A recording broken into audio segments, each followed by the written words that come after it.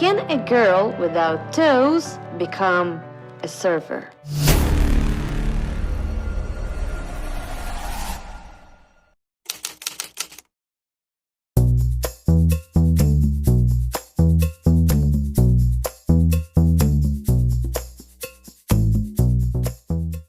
This day has come! Like with this face I woke up, with this face I was driving my scooter to arrive to the beach, where now I will be having my first class of surfing. We had to meet here on the beach at 6 a.m. but I woke up at 4 because I was so excited. Remember I've told you that I need to find like surfers to figure out how to read the waves and find the beaches? Forget about that. Now Julio, my instructor, will be taking care of all my surfing process. So he told me to come at 6 a.m. at La Punta. I am here at 6 a.m. at La Punta. Just look at the sky. Beautiful, right? I'm still not in the ocean, but I already love surfing because like this hidden benefit, not like hidden, but not that obvious, that you have to wake up very early. You have to come to the beach at like 6 a.m. and you have to start surfing, watching incredible sunrises. Just imagine, I will be now in the ocean, alone, just me, the waves, the board, Julio of course, and this incredible nature. Because it feels like it was all made for me. The first class started with a little warm-up on the beach and some so-called dry instructions. Julio explained how to pop up on the board step by step. We practiced it a few times right here on the sand, so once we got into the water, my body could remember what it's supposed to feel like without panic. He also taught me how to read the ocean, how to spot the right moment to paddle out so you don't waste all your energy fighting the waves, and how to find the channel, the calm spot where you can reach the lineup with the least resistance. That's surfing too. It all starts here.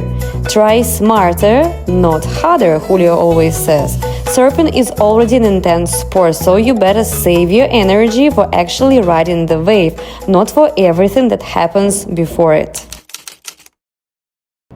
Of course, excitement. I think you could tell by my face on the videos from the beach, but honestly, all day long I'm having this smile. Like, I am so excited that, to be honest, I think that at some point it's already a little bit creepy. Another important emotion of today is love to surfing. I don't know how to explain. It's just sometimes you find these activities in your life. When you do something, you forget about the time, the space, about sensations in your body, and you are just like you're absorbed with what you are doing. So to me, surfing is really something like that. And when I'm ready to catch the wave and to stand up on the board and to like ride this wave, I don't know, like I'm goosebumping now. It feels like something out of this space, really. I wish that everyone could find something that they love so much and find a chance to actually do this, because in this case, I don't know, it will sound very cheesy, but I think that the world really would be a better place. Well, first of all, I've learned that I am regular. There are two types of surfers, regulars and goofies. Regulars are those who have their left leg in the front, and the goofies are those who have their right leg in the front. Also, there are two types of waves. There are right waves and left waves. So since I am regular, so I have my left leg in the front, I need right waves. They are better for me because in that case I will be able to like move together with the wave, facing the wave. Today we had left waves. They are still possible for me, even being a beginner. They're a little bit more difficult to ride. Here we can see the perfect illustration of how the left waves work for left-footed surfers. I can't keep riding facing the wave. I have to turn my board so I'm going along the wave with my back to it, controlling the back rail. And that's way harder for beginners than riding front side facing the wave. Anyway, what Julio says is that it's important to learn to ride both type of waves because they feel different. Another thing that we've learned today is surfer's etiquette. And I'm really happy to know about the things from day one because I am a polite girl and I want to continue being polite in the ocean too. So let me share these basics with you too. When the wave starts to break, it has this breaking point in the shoulder, it's called. So the wave starts here, here it's more strong and tall, and then it loses its power and gets slower as it reaches to the shoulder. So here we have usually the most advanced surfers, so they have the priority. Then we have intermediate and beginners. So I had to watch not only the waves, if they are appropriate for me, but also these advanced surfers, because even if the wave was perfect for me, but there was another surfer taking his wave, I would miss this to not break into his process. It's not polite. And another crucial thing about the etiquette is how you paddle back. I mean, it's obvious, but still I want to mention this because not everybody understands this, according to today's session, that when you finish your ride, you need to go around and do not paddle the same way as you came here surfing, because you will be on the way of other surfers and they will have to miss the perfect waves just because they don't want to crash into you, which happened to me today. I didn't want to crash into surfers who were paddling in the wrong place, so I've missed some waves because of that. I'm happy to share this information so that more surfers know that please don't do this. And of course, Julio explained to me very useful tips on how to stand up without falling. There are several levels of students. Level 1, level 2. To be honest, I don't know what happens after level 2. Let me finish with level 1 first. Of course, I am on level 1. So on level 1, what is our main objective is to learn to stand up and keep balance. Is to learn to stand up and not fall and to actually ride the wave. So the success on my current level will mean that I'm able to stand up on every wave that Julio tells me to take. That I'm taking this wave myself without Julio pushing the board, because now he does this to help me get the needed speed. And most importantly, I need to be more independent. I need to understand in which moment when the wave comes, shall I start to paddle, and in which moments shall I stand up, because now today Julio was telling me like paddle, paddle, paddle, now stand up, stand up, stand up. So yeah, today I had few rides where he didn't push the board, so it was like my wave, I've got it myself, but he was still telling me and giving me this guidance on when to do what.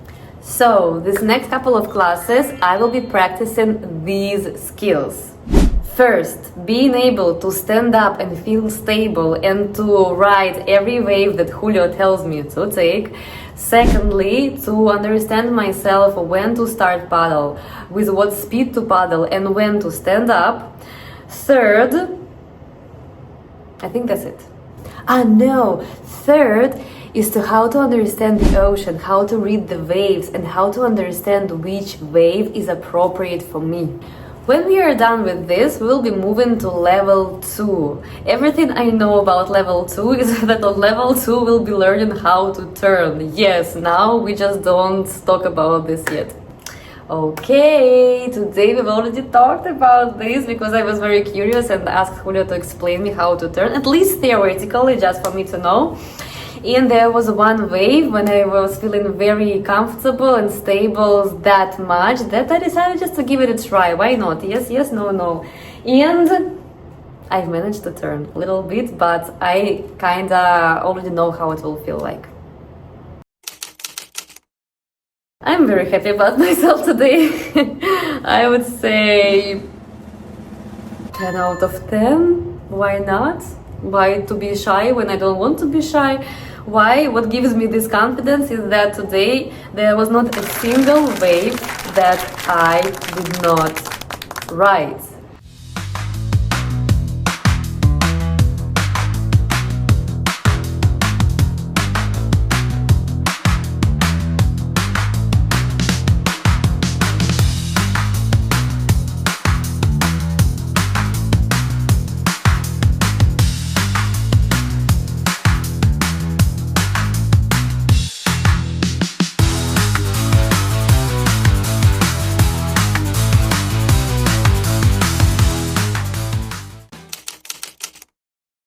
Okay. This one comes from Hasiel, our photographer of today. He said, The ocean changes and heals you. You are never the same person when you go out of the ocean as you were when you just entered the ocean.